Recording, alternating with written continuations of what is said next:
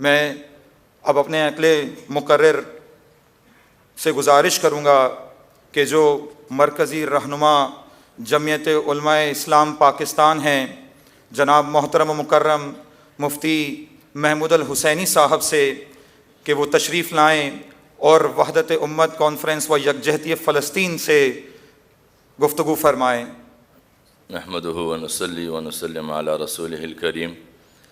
اما بعد فاعوذ بالله من الشيطان الرجيم بسم الله الرحمن الرحيم ولا تكونوا كالذين قالوا سمعنا وهم لا يسمعون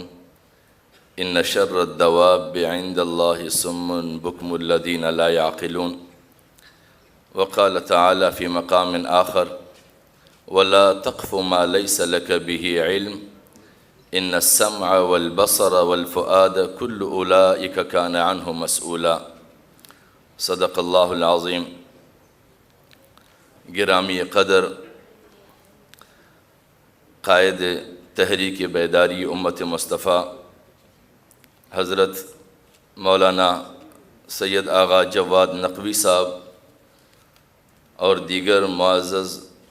مہمانان گرامی و علماء کرام اور سامعین، السلام علیکم۔ آج کی یہ تقریب وحدت امت و یکجہتی فلسطین کے عنوان سے معنون ہے۔ ہم تمام حاضرین مجلس کا تعلق بنیادی طور پر مذہب اور دین سے ہے۔ دین اور مذہب سے وابستہ طبقے میں سب سے اولیت سنجیدگی رکھتا ہے، اور سنجیدگی کا نتیجہ یہ ہے کہ اپنے لیے دینی تعلیمات کو رہنما اصول تسلیم کریں، اور اس میں سب سے اولیت اس چیز کو ہے کہ جیسا قرآنی تعلیم ہے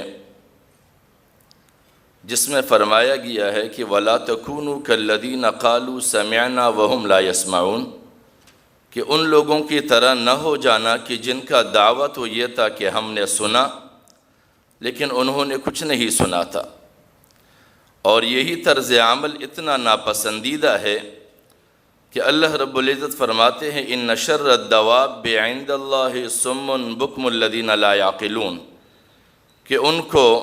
گونگا اور بہرا کہہ دیا ہے اور عقل نہ استعمال کرنے والا کہلایا ہے۔ اور اس کا بنیادی مقصد یہ ہے کہ سننے کے لیے لازمی نتیجہ یہ ہے کہ جو بات اس نے سنی ہو وہ اس کے دماغ اور ذہن میں رچ بس جائے، اور ہمیشہ کے لیے جو بات دماغ میں رچ بس جاتی ہے اسے وہ انسان فکر پر مجبور ہو جاتا ہے، اور فکر و تدبیر کے بعد وہی بات انسان کی زبان سے باہر آتا ہے اور مجلس کا حصہ بنتا ہے جس پر مذاکرے اور تذکرے ہوتے ہیں۔ اور دوسری بات یہ ہے کہ وَلَا تَقْفُ مَا لَيْسَ لَكَ بِهِ عِلْم، اس بات کے پیچھے نہ پڑ جانا جس کے بارے میں کامل آگاہی نہ ہو، اس لیے کہ ان السمع والبصر والفؤاد کل اولئک کان عنہ مسئولا، کہ اللہ رب العزت نے بنیادی جو 3 صلاحیتیں انسان کو دی ہے، وہ سننے کی صلاحیت ہے، وہ دیکھنے کی صلاحیت ہے، اور دل کی میلان کی جو انعام ہے، ان تینوں کے بارے میں پوچھا جائے گا کہ جس معاشرے اور جس دنیا میں ہم نے زندگی بسر کی تھی، اللہ رب العزت کی عطا کردہ ان 3 صلاحیتوں کو ہم نے کس طرح استعمال کیا۔ اس بات پر کوئی اختلاف نہیں کہ فلسطین مظلوم ہے، اس کی مظلومیت آج ایک مثالی مظلومیت بن گئی ہے، اور یہ صرف آج سے نہیں ہے، جب سے اسرائیل وجود میں آیا ہے اس وقت سے فلسطین مظلوم ٹھہرا ہے، کیونکہ فلسطین کے ساتھ جتنا ظلم اس زمانے کی جابر قوتوں نے کی تھی، یا آج اسرائیل جس ظلم اور بربریت کا اظہار کر رہا ہے اور اس پر عمل پیرا ہے، اس سے کئی گنا زیادہ ظلم ہم نے فلسطینیوں کے ساتھ عرب ممالک کی شکل میں دیکھا ہے۔ ہمارے عرب ممالک کا ہم جائزہ لیں کہ عرب ممالک خود امت مسلمہ کے خون سے بنی ہوئی سیج پر گزر کر وہ اس مقام کو پہنچے ہیں کہ آج انہیں مملکت عربیہ کہا جاتا ہے۔ عرب ممالک وجود میں کیسے آئے ہیں؟ ہم نے کبھی اس تاریخ کا جائزہ نہیں لیا ہے۔ عرب ممالک یہ خود خلافت عثمانیہ کے قتل عام اور اس کی تاراجی کے نتیجے میں وجود میں آئے، اور یہ جس کو آج ہم ممالک سمجھتے ہیں اور جس کو ہم آس لگائے بیٹھے ہیں اور ان سے توقعات باندھے بیٹھے ہیں کہ یہ ممالک حرکت میں کیوں نہیں آتے ہیں، یہ ممالک اس پر کیوں ایکشن نہیں لیتے ہیں۔ ان ممالک نے OIC کے نام سے ایک اتحاد بنائی ہے، وہ انتہائی غیر مؤثر ہے، کہ جس کے بارے میں ایک زمانے میں ہمارے ایک قریبی رہنما نے،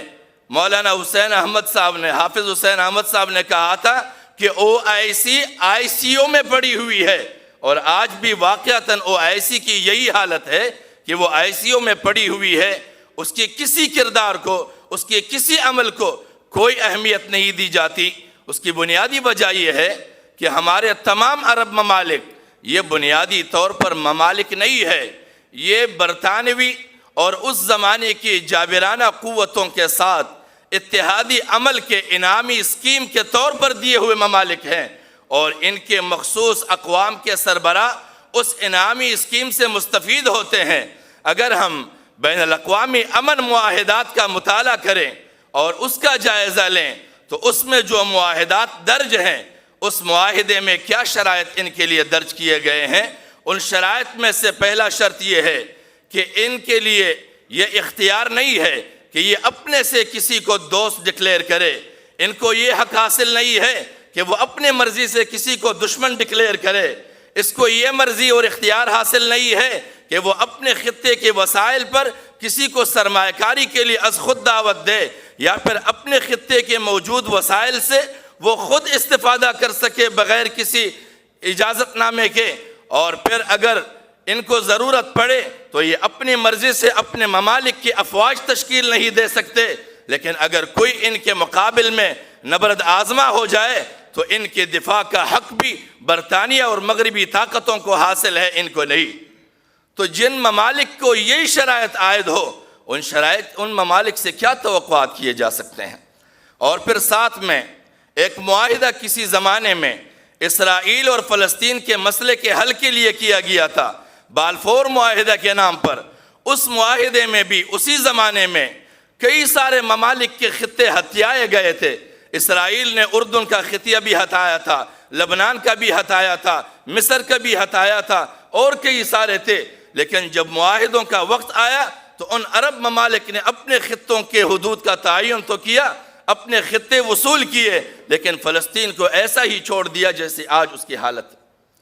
اور آج پھر ان کی حالت یہ ہے کہ وہ علیحدہ بنیادوں پر، منفردانہ بنیادوں پر اسرائیل سے معاہدات کر کے ان کے سرمایے سے اپنے مستقبل کے طور پر معیشت کو محفوظ بنانا چاہتے ہیں۔ فلسطین کے مسائل کی ان کی کوئی دلچسپی نہیں ہے،